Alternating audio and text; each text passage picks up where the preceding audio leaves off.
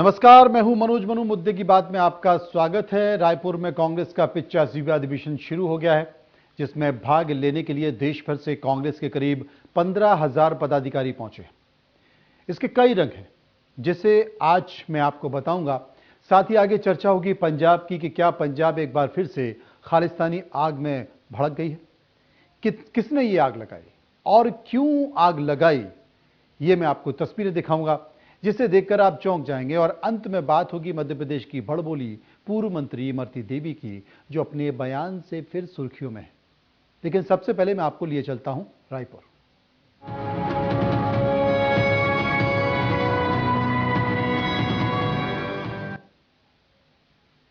तो रायपुर में कांग्रेस का 85वां राष्ट्रीय अधिवेशन शुरू हो गया।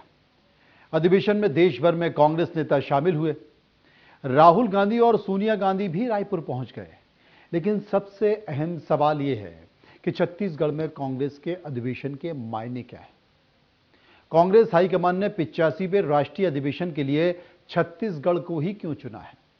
दरअसल देश में 3 राज्यों में कांग्रेस की सरकार है, जिसमें छत्तीसगढ़, राजस्थान और हिमाचल प्रदेश है। लेकिन कांग्रेस ने राष्ट्रीय अधिवेशन के लिए सिर्फ छत्तीसगढ़ को ही क्यों चुना। इसके पीछे सबसे बड़ी रणनीति यह है कि छत्तीसगढ़ राज्य को देश के मॉडल के तौर पर पेश किया गया है। कांग्रेस संकेतों के जरिए यह बताना भी चाहती है कि भूपेश बघेल गांधी परिवार के काफी नजदीक हो गए हैं, और या यूं कहें कि सबसे वफादार हैं। और यह बात वक्त वक्त पर देखी भी जाती है। जब जब जिस भी राज्य में चुनाव हुए तो भूपेश बघेल को उस राज्य का चुनाव प्रभारी या उन्हें अहम जिम्मेदारी दे दी गई, और वो अपने आला कमान के निर्देश पर पूरे दलबल के साथ पहुंचकर कमान भी संभाल लेते हैं। अब परिणाम कुछ भी रहे हों, लेकिन शाम दाम दंड भेद ये सब कुछ लगा देते हैं, जिसके कारण वो दिल्ली के निशाने पर भी रहते हैं। छत्तीसगढ़ में ईडी और इनकम टैक्स की सक्रियता किसी से छुपी नहीं है। अब उदाहरण के तौर पर भूपेश बघेल के दफ्तर की बात कर लें। भूपेश बघेल के दफ्तर के अधिकारी हों या फिर कोई नजदीकी नेता, वो सब ईडी या इनकम टैक्स के निशाने पर हैं। बावजूद इसके भूपेश बघेल ताल ठोककर केंद्र सरकार, केंद्रीय जांच एजेंसियों और सरकार के बीजेपी के खिलाफ निशाना बने हुए हैं। उनके इस लड़ाकू प्रवृत्ति की वजह से पार्टी के नेता उनके साथ खड़े हैं, क्योंकि सबकी व्यथा करीब करीब एक जैसी है।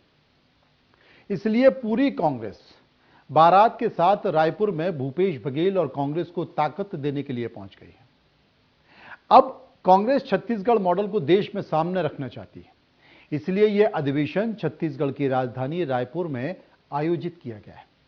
हालांकि अधिवेशन से 3 दिन पहले जब कांग्रेस नेता अधिवेशन की तैयारियों में जुटे हुए थे, तो ईडी ने प्रदेश के 12 से ज्यादा कांग्रेस नेताओं के घर पर छापा मारा।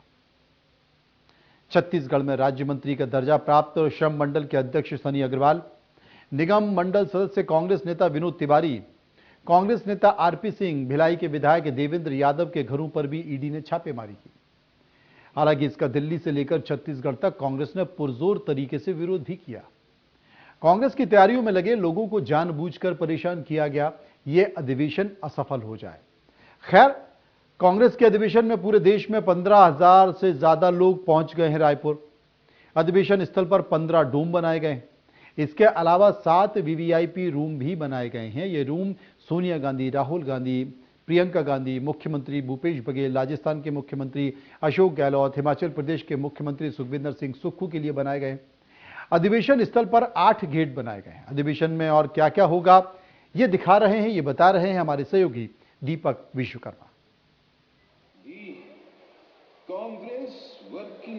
कांग्रेस के 85वें अधिवेशन का आगाज हो चुका है। तमाम नेता यहाँ पहुंच चुके हैं। कांग्रेस के राष्ट्रीय अध्यक्ष मल्लिकार्जुन खड़गे, राहुल गांधी, सोनिया गांधी तरीके के तमाम नेता यहाँ पहुंच चुके हैं। मेरे बाइंग कमेटी की बैठक होती है, उस बैठक में 6 प्रस्तावों को रखा जाता है, और 6 प्रस्तावों में जो सबसे महत्वपूर्ण प्रस्ताव है वो है CWC का चुनाव, जिसको लेकर सहमति नहीं बन पाई कि चुनाव कराया जाए। 60 के आसपास डेलीगेट कांग्रेस के 85वें अधिवेशन का आगाज हो चुका है। तमाम नेता यहाँ पहुंच चुके हैं। कांग्रेस के राष्ट्रीय अध्यक्ष मल्लिकार्जुन खड़गे, राहुल गांधी, सोनिया गांधी तरीके के तमाम नेता यहाँ पहुंच चुके हैं। मेरे बाईं ओर देखेंगे तो यही जो आज सबसे पहली बैठक स्टीयरिंग कमेटी की बैठक होती है, उस बैठक में 6 प्रस्तावों को रखा जाता है और 6 प्रस्तावों में जो सबसे महत्वपूर्ण प्रस्ताव है वो है CWC का चुनाव, जिसको लेकर सहमति नहीं बन पाई कि चुनाव कराया जाए। 60 के आसपास डेलीगेशन उसमें मौजूद थे, 3 राज्यों के मुख्यमंत्री मौजूद थे और कयास ये लगाए जा रहे थे कि जब ये चुनाव करा लिया जाए, लेकिन चुनाव में सहमति नहीं, जहां पर संविधान संशोधन कांग्रेस का CWC की बैठक तमाम चीजों पर चर्चा की जा रही, समझा जा सकता है आने वाले 3 दिन कांग्रेस के लिए बहुत महत्वपूर्ण रहने वाले हैं। इस समय सहयोगी अभिषेक सक्सेना के साथ दीपक विश्वकर्मा, इंडिया न्यूज, रायपुर।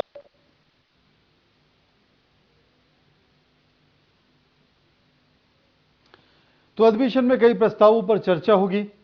पहले दिन स्टीयरिंग कमेटी की बैठक हुई और स्टीयरिंग कमेटी की बैठक में जो महत्वपूर्ण बातें हैं वो ये सबसे बड़ी महत्वपूर्ण बातें हैं कि सर्वसम्मति से फैसला लिया गया है कि जो CWC के सदस्य हैं उन सदस्यों का अब चुनाव नहीं होगा, उन सदस्यों को राष्ट्रीय अध्यक्ष नॉमिनेट करेंगे, यानी कि उनका मनोनयन करेंगे। तो अब यह अधिकार उनको दे दिया गया है। जयराम रमेश ने पार्टी के इस फैसले पर तो बात की, वो आप सुनिए। सर्वसम्मति से स्टीयरिंग कमेटी ने यह तय किया है कि कांग्रेस अध्यक्ष को अधिकार दिया जाए CWC के सदस्यों को नॉमिनेट करने के लिए। एक तो हमारे देश में जो राजनीतिक हालात जो आज हैं, जिसका एक मिसाल आपको कल देखने को मिला,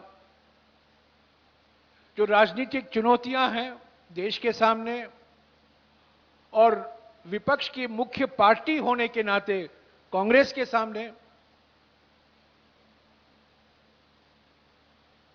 इसको मद्देनजर रखते हुए यह सर्वसम्मति से निर्णय लिया गया।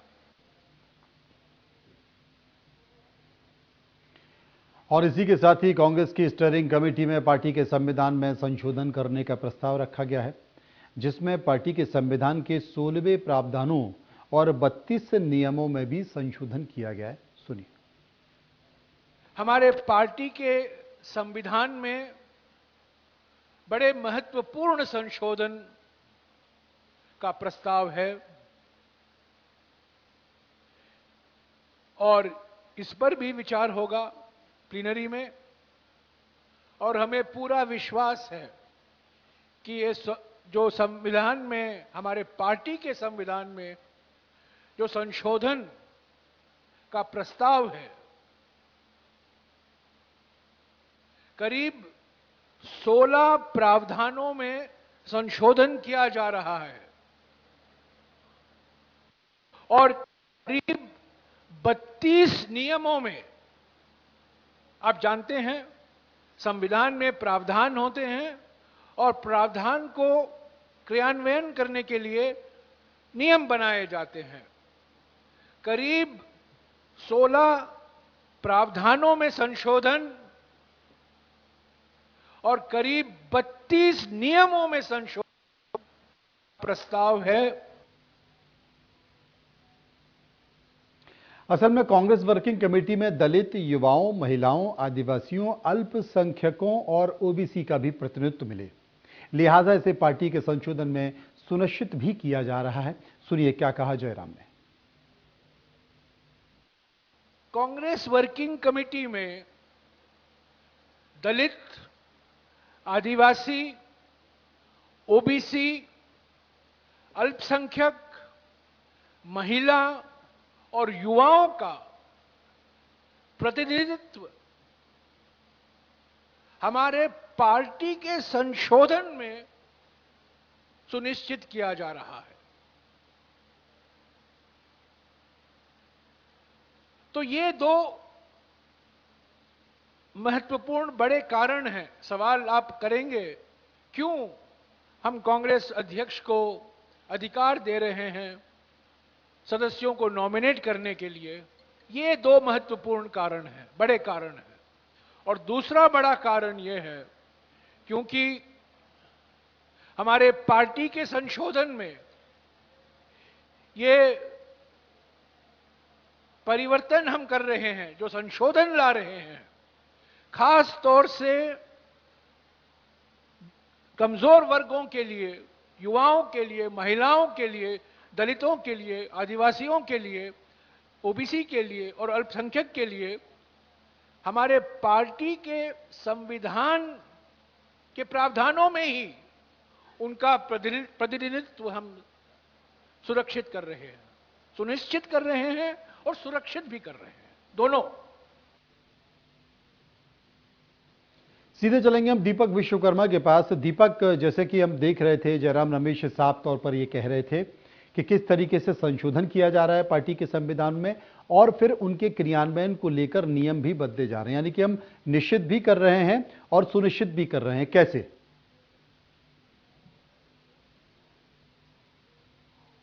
बिल्कुल, देखिए 2023 और 24 की दोनों की लकीर खींचने की यहाँ प्लानिंग है। और जिस चीज की अभी आप कुछ देर पहले चर्चा कर रहे थे, जिस छत्तीसगढ़ मॉडल की चर्चा कर रहे थे, उसको लेकर भी चर्चा की गई है। और उसमें गांव गरीब किसान के साथ साथ जो धान का समर्थन मूल्य जिस पर खरीदी होती है, उसके साथ साथ गोबर खरीदी, गोमूत्र खरीदी, इन तमाम विषयों को भी रखा गया है। इसके ऊपर भी चर्चा की गई है। और जिस संशोधन की बात की जा रही है, ये वही संशोधन है जिसको लेकर कयास लगाए जा रहे थे कि 50 तक के जो युवा हैं, 50 तक के जो उम्र के लोग हैं, उनको भी शामिल किया जाए, उनको भी आगे लेकर चला जाए। लेकिन जिस तरीके से जब ये रेजोल्यूशन रखा गया तो चुनाव होगा या नहीं होगा, इसमें आधी आधी राय थी, इसीलिए इस फैसले को नहीं माना गया। इसके इतर यदि बात की जाए तो उन तमाम मुद्दों पर भी चर्चा हुई है, क्योंकि कल एक चीज कही थी जिस तरीके से कि अघोषित आपातकाल लगा है। अब जब सब्जेक्ट कमेटी की जो बैठक हुई है, जिसकी प्रेस ब्रीफिंग आप पवन खेड़ा कर रहे हैं, उस पर जब चर्चा की गई थी तो उन्होंने आज जो बैठक ली गई है सब्जेक्ट कमेटी की, उस बैठक में इसके ऊपर चर्चा हुई है कि इस बात को लेकर आगे जाया जाए कि पूरे देश में मोदी सरकार ने अघोषित आपातकाल लगा रखा है, उसको लेकर चर्चा की जाए, उसको लेकर जनता के बीच प्रचारित किया जाए कि जो आज की मौजूदा स्थिति है उसमें हम जिस तरीके से काम कर रहे हैं, हम नफरत नहीं फैला रहे, हम एक दूसरे को साथ लेके चलने का काम कर रहे हैं। लेकिन जिस तरीके से अघोषित आपातकाल लगाया जा रहा है, हर चीज को रोका जा रहा है, रेड का भी जिक्र किया गया है यहां पर कि छत्तीसगढ़ में जिस तरीके से हमारे नेताओं को डिटेन किया गया, छापा मारा जा रहा है, और ये नहीं चाह रहे कि भारत जोड़ो यात्रा जिस तरीके से हुई है, जो उसका रुझान मिला है, जो लोग करोड़ों समर्थक जुटे हैं, उसको कहीं ना कहीं डर गई है पूरी केंद्र सरकार। इस वजह से ये पूरी बयानबाजी की जा रही है, इस वजह से दबाव बनाया जा रहा है। तो इसी को लेकर लगातार जो बैठक हो रही है, बैठक में इन मुद्दों पर चर्चा हो रही है। और जहां तक संशोधन की बात है तो तमाम उन मुद्दों पर भी चर्चा की गई है कि जब अब 23 में 9 राज्यों के चुनाव है, छत्तीसगढ़ उसमें से एक है, और 2024 के जिन चुनाव की बात थी उसमें किस तरीके से खाका खींचना है, किस तरीके से आगे बढ़ना है, किस तरीके से कांग्रेस को संगठित करके आगे बढ़ाना है, उन तमाम मुद्दों पर चर्चा की गई है। क्योंकि अब से कुछ देर पहले जो बैठक खत्म हुई है सब्जेक्ट कमेटी की, कुछ जानकारी जो निकल के आई है छनकर, उसमें यह चर्चा की गई है कि कांग्रेस साफ साफ ये संदेश देना चाह रही है कि मल्लिकार्जुन खड़गे को राष्ट्रीय अध्यक्ष यदि बनाया गया है तो वो स्वतंत्र हैं, वो जो निर्णय लेंगे वो निर्णय सर्वमान्य होगा, वो निर्णय सरमाथे होगा, उस निर्णय के आधार पर ही आगे चला जाएगा। उस बैठक में हालांकि सोनिया गांधी, राहुल गांधी भी मौजूद थे, तीनों राज्यों के मुख्यमंत्री भी मौजूद थे, लेकिन ये संदेश देने की कवायद की गई है जो लकीर खींची जा रही है मल्लिकार्जुन खड़गे द्वारा वो सर्वमान्य होनी चाहिए, क्योंकि वो स्वतंत्र हैं, वो इंडिपेंडेंट है। तो जिस तरीके से लगातार 3 दिन बैठकों का दौर चलना है, आज 2 बैठकें हुई हैं, उन 2 बैठकों में सबसे बड़ा निर्णय यही था कि सीडब्ल्यूसी में चुनाव होगा या नहीं होगा, उसको लेकर निर्णय ले लिया गया। और जो पार्टी के भीतर संशोधन किए गए हैं उस बैठक में उसको लेकर आगे बढ़ गई है कांग्रेस। अब धीरे धीरे लगातार बैठकों का दौर है वो जारी है। तो ये समझा जा सकता है कि कांग्रेस उस लकीर को खींचना चाह रही है कि 2023 और 2024 का जो किला है वो किस तरीके से फतेह करना है। क्योंकि हमने कुछ ऐसे लोगों से बात की जो पीसीसी के डेलीगेट्स हैं, जो हरियाणा से दीपक, अब क्या क्या इसके अलावा, आपने बताया कि डेलीगेट से बात की, लेकिन इसके अलावा अब क्या क्या कार्यक्रम हैं और कैसे होंगे?